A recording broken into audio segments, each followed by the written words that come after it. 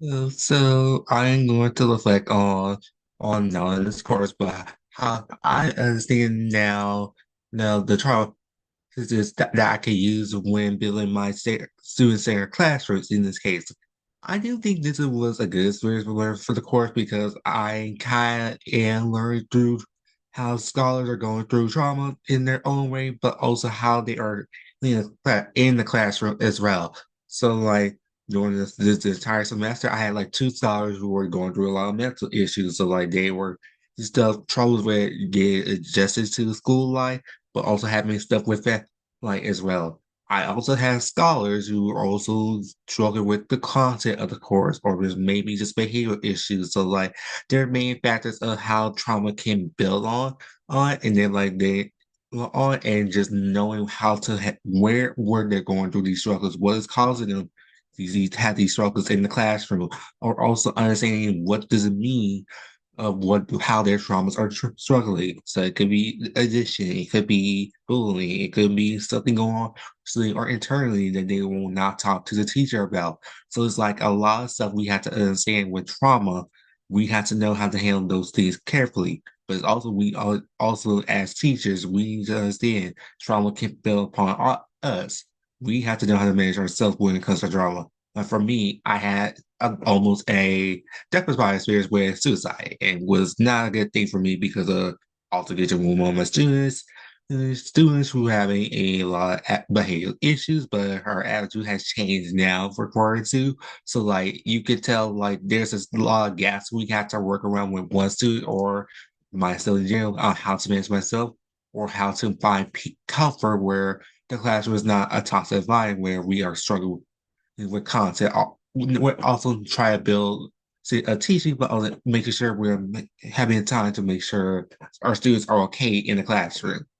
Some ways I have been implementing trauma practices in my classroom is just basically either doing a monitoring system, check-in system, so like check in, see how my scholars are doing, or seeing what they're going through today. I also been implementing stuff, so like I give them space to where either they have socialized time with their peers, so like I always group up with their peers to make sure like they also have support with one another, or just making sure like those conversations they can they can't have with me. They can have it working through their peers. Also using lawful music, so like especially my students who play music a lot of classroom or just listen to music, I give them the opportunity to just listen to music or listen to my music. So where it's more comfortable for them, but also understanding that music is played a good way to comfort them as well in the classroom. I also have like colors and stuff. So like some schools, and I do have scholars who like to draw, color, use their time to just dive down the last, or just use their time to wisely in the classroom. So like I give them the time to use that as well. Especially especially if they want to draw a color, I also give them the space to do that. Yeah, so most of my advisory period is just like for them to just chill out or relax or de-stress for a little bit before class. So like this is what I've used that time to give them the space to where they need to relax or just de-stress from the amount of class they have for class from the mornings to the afternoons. And some things I learned from the RSC's framework or just like from the staff at Winston, just like knowing how to reach out to like, especially I don't know how to handle certain cases with trauma. I know I've been working with one of the special care counselors who's been for me, but she's also been amazing support. And I don't know how to handle trauma. She knows I know I can reach out to her, or just like any resources I can use to help figure out what to do with scholars who don't know how to handle trauma for a personal view of it. I also have been working with one of my colleagues who for DP because she's working with the ST hard us bad in this case, but she also knows how to handle where how the companies those dogs who are going through stuff and even trauma can go and see to it in this case for life.